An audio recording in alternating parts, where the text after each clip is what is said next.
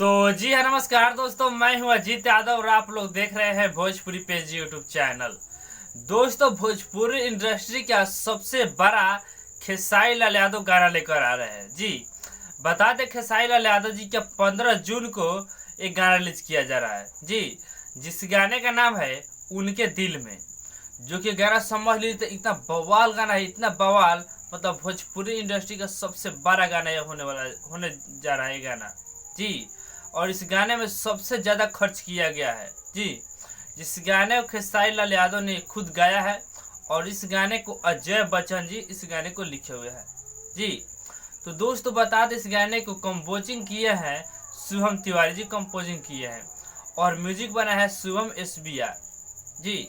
और इस गाना को वायरल भोजपुरी चैनल पर इस गाने को रिलीज किया जाएगा 15 तारीख को सुबह के 10 बजे इस गाने को रिलीज किया जाएगा।